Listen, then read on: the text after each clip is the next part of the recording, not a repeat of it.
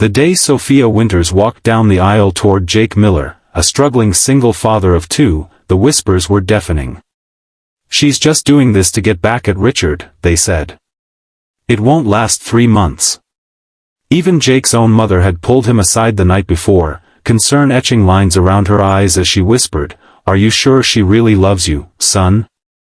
No one believed that a woman who had built a tech empire worth millions would genuinely fall for a high school history teacher raising 2 kids on his own. But what they couldn't see then, what would silence every last one of them in the months to come, was the way Sophia looked at Jake when no one else was watching. If you're touched by this story of unexpected love and redemption, please hit that like button and subscribe to our channel for more heartwarming real-life stories that remind us all that true love often finds us in the most unexpected places. I was Sophia's executive assistant for 5 years, watching from the sidelines as this remarkable story unfolded. And let me tell you, what happened after that wedding day shocked everyone, including me. Sophia Winters had everything most people dream of by age 32. Her software company, Winter Tech Solutions, had revolutionized cybersecurity protocols for small businesses, earning her features in Forbes and Fortune. Her penthouse apartment overlooked Central Park, her closet housed designer clothes she sometimes forgot she owned, and her investment portfolio was managed by the same firm that handled old money families who'd been wealthy for generations. What Sophia didn't have was love. Not the real kind, anyway. Richard Blackwood had seemed perfect on paper, heir to a banking fortune, MBA from Wharton, and connections throughout Manhattan's elite circles. They'd dated for 3 years, and Sophia had believed they were building something real together. Until the night she surprised him at his apartment and found him with Vanessa, a model he'd apparently been seeing for months. "You didn't really think this was going anywhere permanent, did you?" Richard had asked, not even bothering to cover himself. "Someone like you is impressive, Sophia, but not exactly the kind of woman men like me marry." "Someone like me?" Sophia had asked, her voice dangerously quiet. "New money," Richard clarified with a dismissive wave. "Self-made. Impressive resume, but no pedigree. You're a bit intense for someone to actually build a life with. Too focused on work. Not exactly maternal material." Those words had cut deeper than Sophia let anyone see. She'd walked out with her dignity intact, but Richard's assessment had lodged in her heart like shrapnel. 2 months later, Richard and Vanessa's engagement was announced in the New York Times. The wedding was set for the following spring at the Blackwood family estate in the Hamptons. That same week, Sophia met Jake Miller. It wasn't a romantic meeting. Jake had come to her office to pitch a program that would bring tech education to underfunded schools. As the principal of Westside High, he was passionate about giving his students opportunities they wouldn't otherwise have. "These kids are brilliant," he'd told her, eyes alight with conviction. "They just need someone to believe in them enough to invest in their futures." Sophia had been impressed by his presentation but distracted by a text from her friend Charlotte about Richard and Vanessa's engagement party. When Jake finished speaking, she'd looked up to find him watching her with a knowing expression. "I've lost you, haven't I?" he'd asked with a self-deprecating smile. "It's okay. I know you probably get 100 pitches like this." "No," Sophia had said quickly. "Your proposal is excellent. I was just dealing with a personal matter." Jake had nodded, gathering his materials. "We all have those. Mine usually involve trying to figure out how to be both mom and dad to 2 teenagers who are smarter than I am." Something about his candor had made Sophia pause. "You're raising children alone?" "My wife died 4 years ago. Cancer." He'd said it matter-of-factly, without seeking pity. "Emma's 16 now, and Tyler's 14. They're amazing kids. Terrible timing for me to be here, actually. Emma has a debate tournament tonight, and I promised I'd be there to film it." Sophia had found herself asking questions about his children, about how he managed. Before she knew it, an hour had passed, and her assistant had rescheduled 2 meetings. "I'm so sorry," Jake had said, horrified when he realized how much of her time he'd taken. "You must think I'm completely unprofessional." "Actually," Sophia had replied, "I think you're the most genuine person I've met in a long time." She'd approved his program funding that afternoon. And when Charlotte called to complain that Sophia was missing Richard's engagement party, Sophia had surprised herself by saying, "Actually, I have plans tonight. I'm going to a high school debate tournament." Emma Miller had been magnificent on stage, dismantling her opponent's arguments with surgical precision. Watching from the audience, Sophia had found herself genuinely impressed, and then startled to realize Jake was filming her with tears of pride streaming down his face, completely unself-conscious about his emotion. When was the last time she'd seen a man cry without shame? Had she ever? After Emma's team won, Jake had introduced Sophia as the incredible woman who's funding our new tech program. Emma had been polite but reserved, clearly wondering why a woman in designer heels was at her debate tournament. Tyler, lanky and awkward, had barely made eye contact. "Would you like to join us for our victory dinner?" Jake had asked. "It's nothing fancy, just pizza at Gino's, but it's our tradition." Sophia had accepted, telling herself it was better than going home to an empty penthouse and scrolling through social media posts about Richard's party. That night at Gino's, sitting in a vinyl booth with fluorescent lighting highlighting every flaw, Sophia had laughed more than she had in years. Emma had gradually warmed up, asking insightful questions about being a woman in tech. Tyler had remained quiet until Sophia mentioned her collection of vintage video games, at which point he'd become almost impossible to silence. Jake had watched it all with a gentle smile, occasionally catching Sophia's eye with a look that seemed to say, "They're something, aren't they?" By the time they'd walked her to her car, something had shifted in Sophia's world. She'd given Jake her personal number, in case you have any questions about the program implementation, and had driven home feeling lighter than she had in months. The texts had started innocently enough. Jake had questions about the grant. Sophia had questions about the debate team.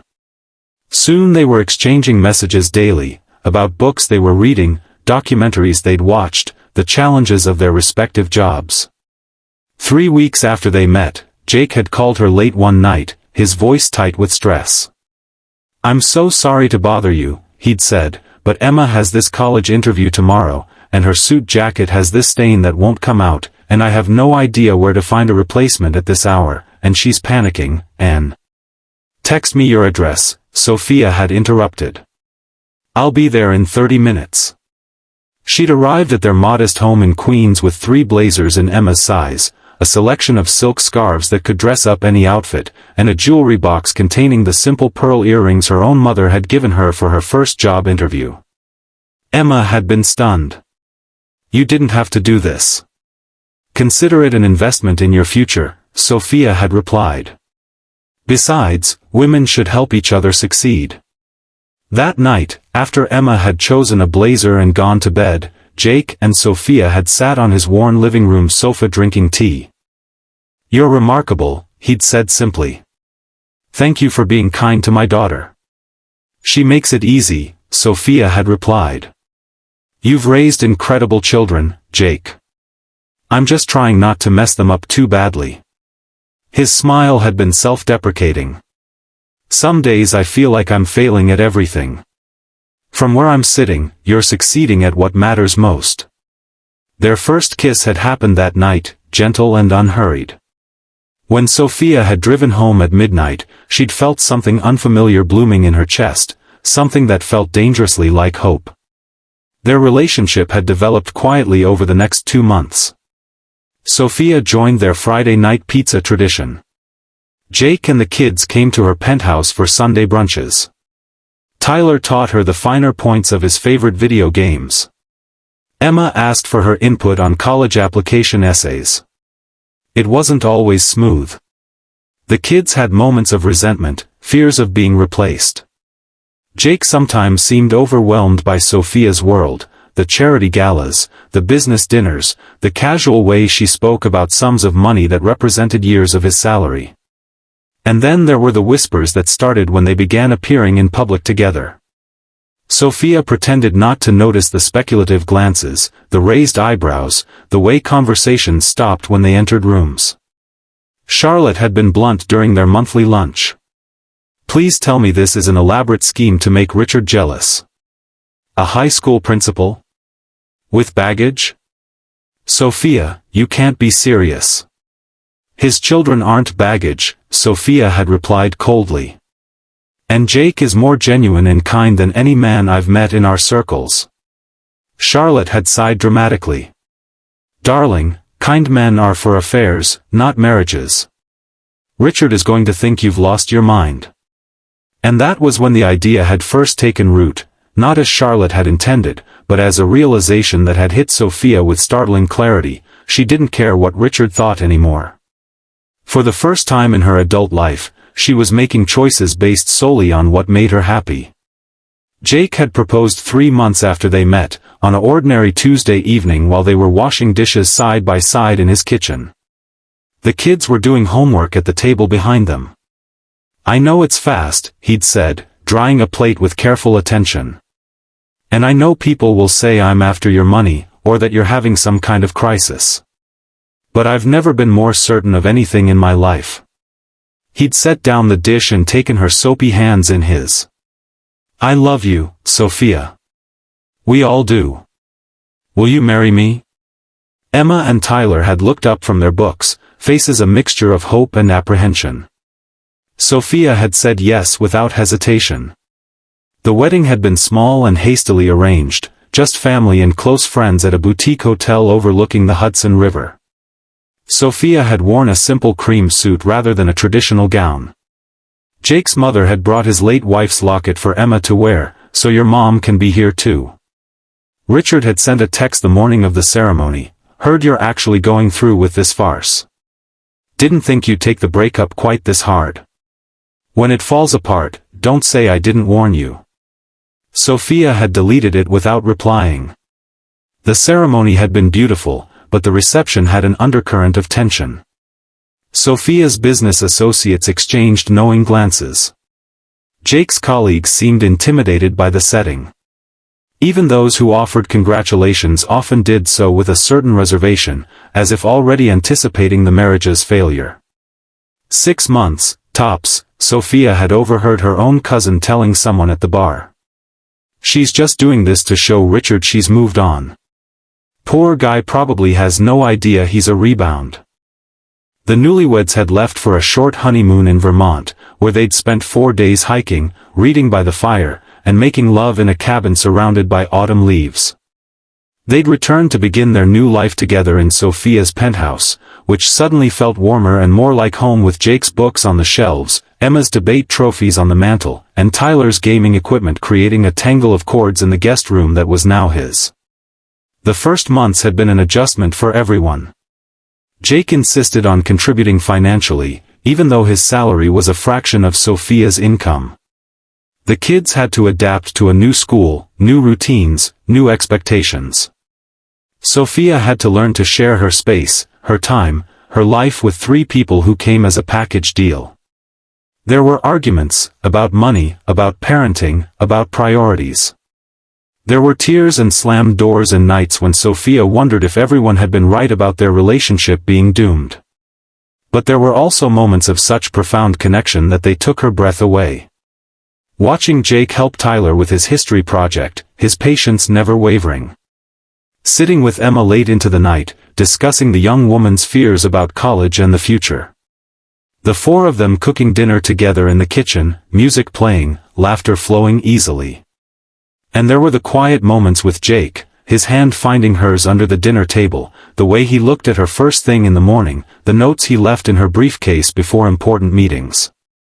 For months after the wedding, Richard and Vanessa's elaborate nuptials were featured in every society publication. Sophia received an envelope containing the magazine spread with a handwritten note, "Still time to admit your mistake and find someone suitable. R." She'd shown it to Jake, who had studied it thoughtfully before asking, "Are you happy, Sophia? Really happy?" "Happier than I've ever been," she'd answered truthfully. He'd nodded, then used the glossy pages to line the bottom of their new puppy's crate, Tyler's birthday gift that Sophia had suggested after noticing how the boy lit up around dogs. 6 months into their marriage, WinterTech had faced a crisis when a competitor claimed patent infringement. The resulting legal battle had consumed Sophia, keeping her at the office until midnight for weeks. Jake had stepped up without complaint, maintaining stability for the kids while making sure Sophia ate properly and got what rest she could. When she finally won the case, Jake had organized a surprise celebration, not a lavish party, but an intimate gathering of the people who had supported her through the ordeal. Her legal team, her executive staff, and most touchingly, Emma and Tyler, who had created a video compilation of encouraging messages from everyone who believed in her. "I didn't realize how many people genuinely care about me," Sophia had said that night as they got ready for bed. "That's because you've spent too long around people who only care about what you can do for them," Jake had replied, kissing her shoulder. "You deserve to be loved for exactly who you are." 7 months into their marriage, Emma had received early acceptance to Columbia with a partial scholarship. The celebration dinner had turned serious when Emma had said, "I want to turn down the scholarship portion. We don't need it, and it should go to someone who does." Sophia had been stunned by the girl's thoughtfulness. Jake had looked at his daughter with quiet pride. "That's your decision," he'd told Emma. "But remember that accepting help doesn't mean you're taking it from someone else. The scholarship committee chose you because they believe in you." "I know," Emma had replied. "But living with Sophia has shown me how much privilege I now have. It doesn't feel right." They'd ultimately decided that Emma would accept the scholarship but that the family would establish a new scholarship fund for students from her former high school, with Emma helping to select the recipients. 8 months into their marriage, Tyler had experienced his first heartbreak when his girlfriend moved away. Sophia had found herself sitting on the floor outside his bedroom, listening to his muffled sobs and feeling utterly helpless. "I don't know how to help him," she'd confessed to Jake. "I never had a mother to show me how to handle these moments." "You don't need to have had a good mother to be one," Jake had replied. "Just go in there and listen. That's all any of us really want when we're hurting." Sophia had spent the evening sitting on Tyler's bed, saying very little but offering her presence as he cycled through anger, grief, and eventually exhaustion. When he'd finally fallen asleep, she'd covered him with a blanket and kissed his forehead, realizing with a start that she loved this gangly, moody teenager as if he were her own child. 9 months into their marriage, Jake had received an offer to become superintendent of the entire school district, a significant promotion that recognized his innovative leadership. The celebration dinner had turned into an impromptu dance party in their living room, furniture pushed aside, all 4 of them laughing as they moved to music spanning 4 decades. Later that night, breathless and happy, Jake had pulled Sophia onto the balcony under the stars. "I never thought I'd find this again," he'd said, his voice thick with emotion. "After Sarah died, I thought that part of my life was over. I was focused on the kids, on just getting through each day." He'd cupped her face in his hands. "You didn't just give me a second chance at love, Sophia. You gave us all a second chance at being a complete family." 10 months into their marriage, Richard had appeared at a charity gala Sophia was chairing, Vanessa conspicuously absent. He'd cornered Sophia near the bar, his smile sharp-edged. "I have to admit, you've committed to this charade longer than I expected," he'd said, sipping his scotch. "Though I hear he's moved up in the world. Superintendent now? Still a significant step down for someone of your caliber. What do you want, Richard?" Sophia had asked wearily. "Vanessa and I are taking some time apart," he'd replied, stepping closer.